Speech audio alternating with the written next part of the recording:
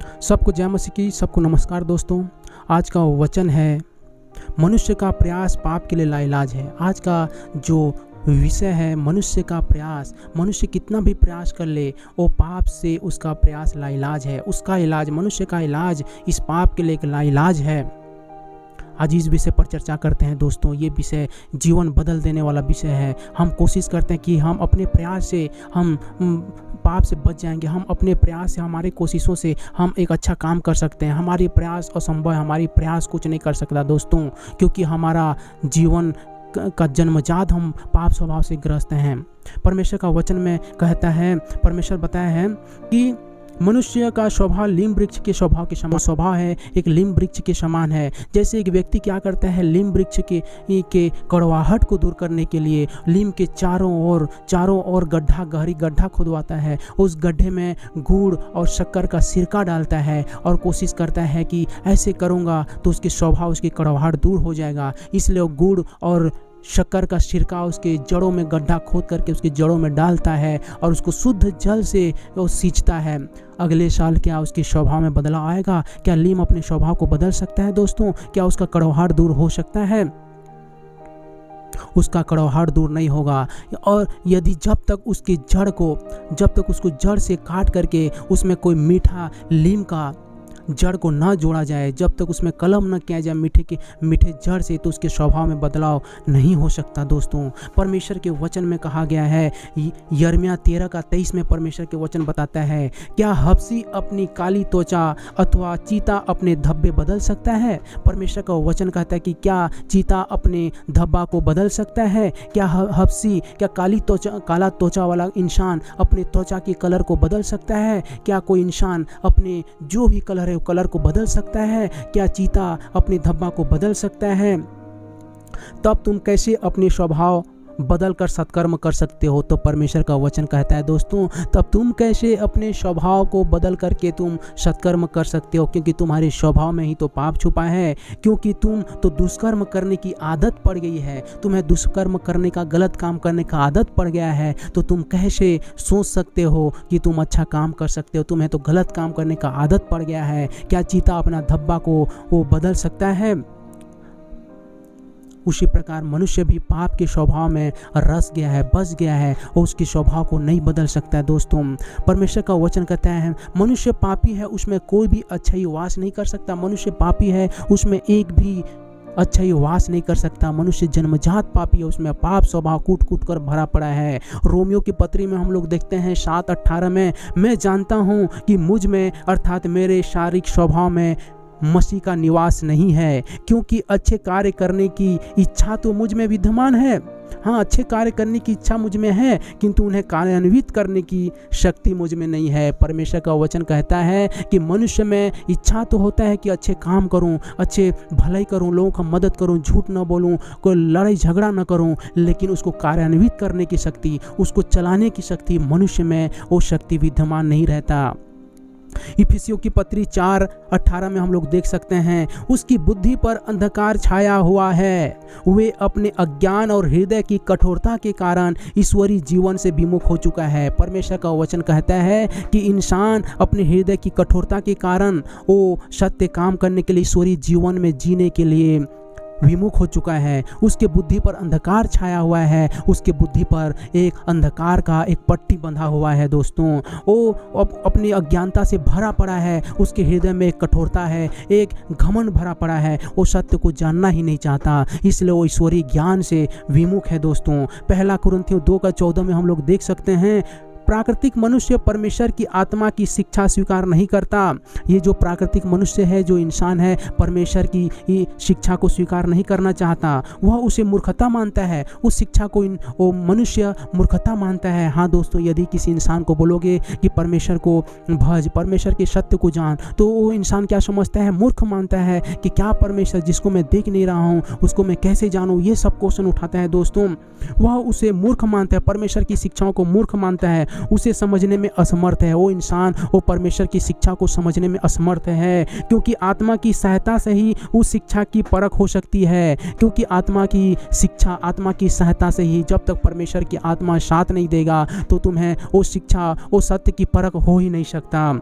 यिर्मयाह की पत्री में हम लोग देख सकते हैं, यिर्मयाह 17 अध्याय का 9 से 10 में परमेश्वर का वचन क्या कहता है। मनुष्य का हृदय छल कपट से भरा होता है। मनुष्य का जो हृदय है छल कपट से भरा होता है, निसंदेह वह सबसे अधिक भ्रष्ट होता है। मनुष्य का जो हृदय है छल कपट से भरा रहता है, वो सबसे अधिक चतुर होता है, सबसे अधिक भ्रष्ट होता है। मनुष्य के हृदय को कौन समझ सकता है? मनुष्य का जो ये हृदय है वो हृदय को कौन समझ सकता है? केवल मैं हृदय की जांच करता हूँ। परमेश्वर के वचन में कहा गया है, केवल मैं हृदय की जांच करता हूँ, मैं प्रभु मनुष्य के मन को परखता हूँ। परमेश्वर कहता है कि मैं मनुष्य के मन को परख सकता हूँ और हर एक मनुष्य को उसकी आचरण के अनुसार और उसके कर्म के फल के अनुसार पुरस्कार देता हूँ। परमेश्वर का वचन यही कहता है कि मनुष्य को उसके आचरण के अनुसार, उसके कर्म के अनुसार मैं फल देता हूँ। कौन मनुष्य के हृदय को जान सकता है? कौन उसके अंदर में क्या चल रहा है, उसकी बुद्धि में क्या चल रहा है, कौन इंसान जान सकता है? केवल परमेश्वर ही इंसान के अंदर में चलने वाली भावनाओं को, इच्छाओं को जान सकता है।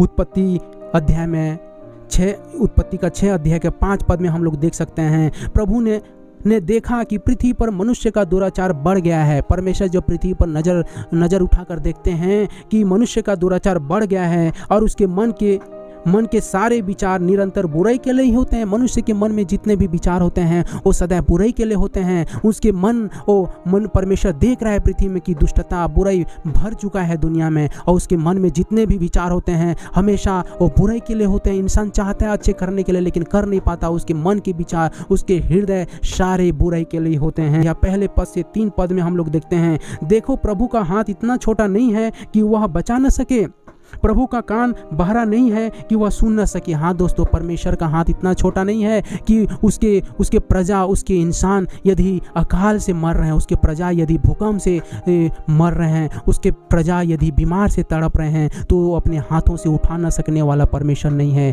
उसका हाथ इतना छोटा नहीं है दोस्तों। उसका कान बहरा नहीं है कि तुम्हारी प्रार्थना को नहीं सुनेगा। परमेश्वर का कान, परमेश्वर बहरा नहीं है कि तुम्हारे प्रार्थनाओं को न सुन सके, किंतु तुम्हारे अधर्म के कामों ने तुम्हारे और तुम्हारे परमेश्वर के मध्य में अलगाव की दीवार खड़ी कर दी है। हाँ दोस्तों, परमेश्वर का वचन ये कहता है कि तुम्हारे अधर्म के कामों ने तुम्हारे और परमेश्वर के बीच में एक दीवार को खड़ा कर दिया है, एक दीवार को जिससे तुम्हारा संदेश परमेश्वर तक नहीं पहुंच सकता। तुम्हारे पापों ने परमेश्वर के मुख को तुमसे छिपा दिया है, इसलिए वह तुम्हारी बात नहीं सुनता। तुम्हारे पापों ने ही परमेश्वर और तुम्हारे बीच में एक दीवार को खड़ी कर दिया है, जिससे तुम्हारी प्रार्थना, तुम्हारी गिड़गिड़ाहट, तुम्हारे दुख तकलीफ परमेश्वर तक पहुंच नहीं सकता।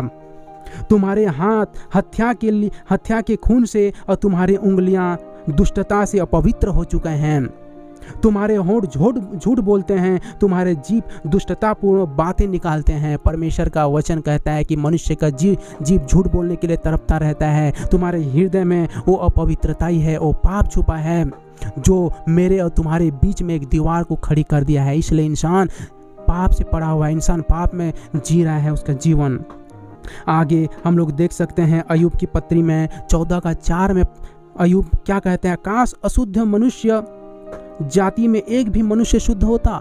काश इस अशुद्ध मनुष्य जाति में एक भी मनुष्य तो शुद्ध होता, पर नहीं, एक भी मनुष्य शुद्ध नहीं है। इस मनुष्य जाति में एक भी मनुष्य शुद्ध नहीं है। सब पाप के बस में जकड़े हुए हैं, सब पाप से गुलामी से जी रहे हैं, पाप की गुलामी का जीवन जी रहे हैं। और मनुष्य जन्मजात पाप स्वभाव से जकड़ा हुआ है, उसके पीढ़ी से पाप के स्वभाव में जकड़ा हुआ है दोस्तों। तो ये पाप से वही बचा सकता है। इंसान के अंदर में तो इच्छा है इस पाप से बचने के लिए, लेकिन उसके अंदर में वो शक्ति नहीं है उस काम को करने के लिए। मनुष्य चाहता है गलत नहीं करूं, लेकिन वो कब उसके द्वारा गलत हो जाता है उसको खुद को पता नहीं चलता है दोस्तों। तो परमेश्वर का वचन कहता है, यदि तुम्हारे अंदर में यदि खोज की भावना है, मेरे सत्य को जानने की इच्छा रहेगा, तो मैं ही तुम्हें उस सत्य का रास्ता दिखाऊंगा, मैं ही तुम्हें वो मार्ग दिखाऊंगा जिसके द्वारा तुम उस सत्य में चल सकते हो। मेरी आत्मा ही तुम्हें उस सत्य रास्ता में ले सकता है। परमेश्वर का वचन ये कहता है दोस्तों। तो तुम्हारे अंदर में एक सत्य की भावना लाओ, तुम्हारे अंदर में खोज की इच्छा लाओ, तब तुम इस गुलामी के जीवन, जो पाप की गुलामी का जीवन है, इससे तुम बाहर निकल पाओगे। यदि तुम नहीं निकलोगे, यदि तुम इस अंदर में सत्य की खोज नहीं करोगे तो तुम इस सत्य से बाहर नहीं निकल सकते दोस्तों। तो आज का वचन इतना ही। सबको नमस्कार दोस्तों। ये संदेश को लोगों तक पहुंचाइए। जब तक तुम दूसरों को शेयर नहीं करोगे उसका जीवन नहीं बदलेगा दोस्तों। यदि तुम्हारे ऊपर में भी जिम्मेदारी है, ये सत्य यदि तुम तक पहुंच चुका है, ये सत्य की बातें तुम तक पहुंच चुके हैं दोस्तों, तो ये सत्य की बातों को लोगों तक पहुंचाइए। ये तुम्हारा जिम्मेदारी है दोस्तों। नहीं तो प्रभु, तुम जानते हुए भी, सत्य को जानते हुए भी एक इंसान अंधकार में गिरते जा रहा है, तुम बचाने के लिए एक बार भी नहीं जा रहे हो, एक बार भी उसको नहीं टोक रहे हो कि ये गलत है। तुम अपने जीवन को बदलिए। परमेश्वर जैसे जीवन मांगता है, जैसे जीवन में जीने के लिए बोल रहे हैं, उस जीवन में प्रवेश कीजिए। यदि तुम उसको नहीं बताते हो तो उसका जिम्मेदारी भी तुम हो। वो यदि गलत रास्ता में जा रहा है, उसको बचाने की कोशिश नहीं करते हो तो उसका जिम्मेदारी तुम्हारे ऊपर में दोस्तों। तो वीडियो को, ये संदेश को लोगों तक पहुंचाइए दोस्तों, शेयर कीजिए और आगे हमारे साथ जुड़े रहिए इस सत्य की खोज में। सबको नमस्कार।